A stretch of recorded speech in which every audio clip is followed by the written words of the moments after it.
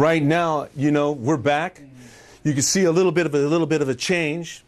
I have the Misanthropes with me. I have Mark Rizard and Jay Cadis. So I'm going to turn to Mark, because the reason why I'm going to turn to Mark first is because when Mark walked into Barnes & Noble's, my wife goes, "Hey, who's that rock star over there?" You know, so I said, you know what? So I'm gonna. You've had a real great run in your band back in the day, and tell me what got you started, Mark. Tom Brooks, the original lead singer. They'd already put up forming the Misanthropes together with a drummer who didn't want to buy a set of drums.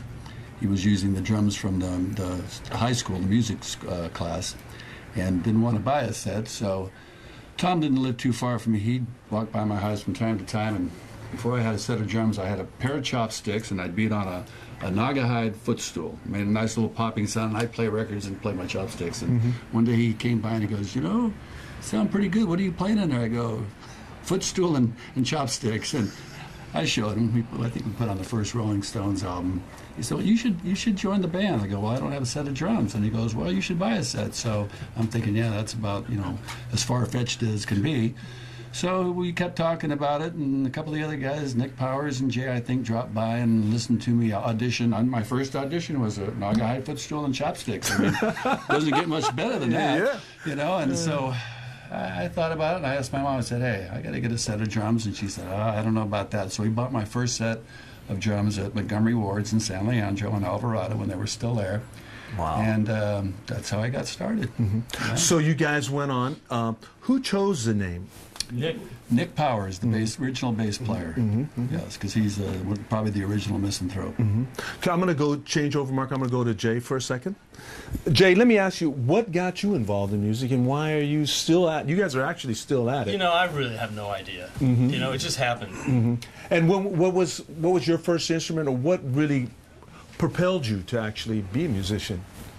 Again, I really have no idea. You don't have no idea? I really don't. It just, it's like something that's always been with me, and it never started or stopped. So it's like, you know, how do you find the beginning of a continuum? So you, right now, when you were in the band, what was your position in the band? Vertical, upright. No, I know that.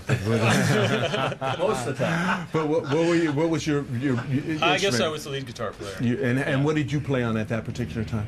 Guitar. I understand that. Oh, what kind? A Fender Mustang. Okay. And what was your amplification? Oh, that went through a number of stages. Deluxe reverb, pro reverb, and kept getting bigger and bigger because it was never loud enough.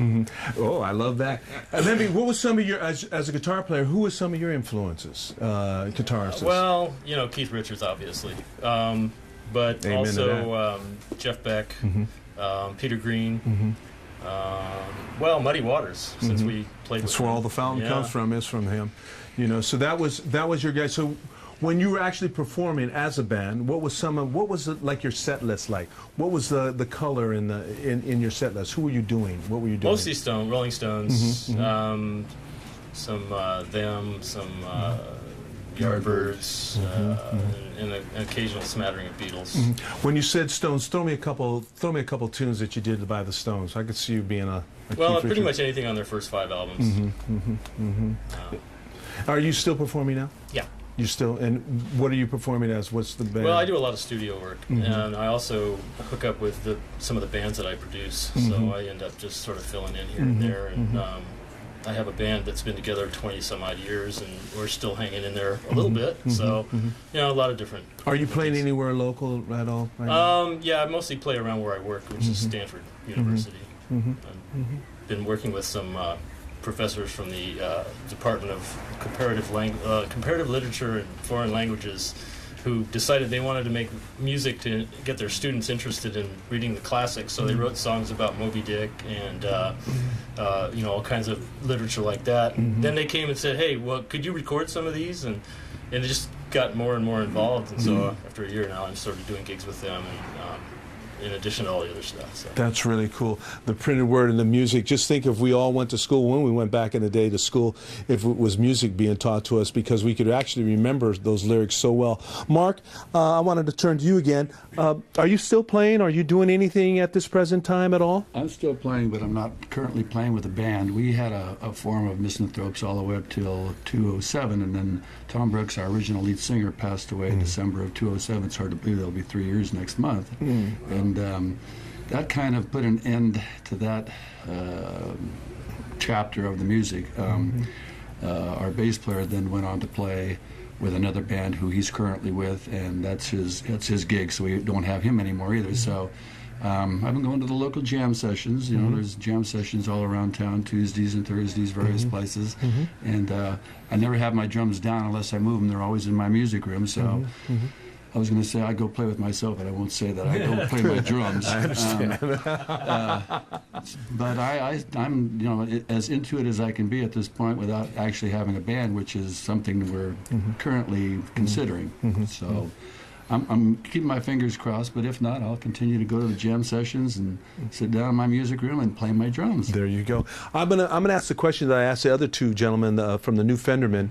In a capsule, I'm gonna ask you both this same question. In a capsule, tell me about Bill Correa. What Bill Correa means to you? Well, Bill's like Dad. He was the dad. I remember when I first heard the name and saw some of the promotion, it was like, this guy's bigger than life. And Tom Brown was our manager back then, and we kept asking Tom, get us a gig, get us a gig, get us a gig with Bill at the Roll Arena or elsewhere. And I don't know who was procrastinating, Bill or Tom, but eventually we did get a gig at the Roll Arena. We went on to play there 3 or 4 times, and we played at the Longshoremen's Hall with the Sons of Chaplain and the Seeds, and we played. You're pushing too hard. Pushing too hard, yeah. That was an exciting. Yeah, first time I met him, he was just what I always liked about Bill and still like about him now. He's just approachable, very nice guy, real laid back, and even though he was as big as he was in the day, he never acted like, well, hey, I'm cool. It was always all about running the show and keeping the musicians happy and having good music, and I'm really glad to have been a part of that era and run around with people like Bill Correa and Tom Brown and some of the other folks that hadn't been for them. Yeah, hadn't been for them, don't tell them where we would be. Jay, I'm going to pose the same question. What is your feel of Bill Correa? Well, I really have always thought that had Bill Graham not picked up when he did, that it would have been Bill Correa. Most definitely. That everybody knew, and it really should have been, frankly. That's kind of my take on it. So, right now, we're going to do another bit. We're going to do a musical chair thing.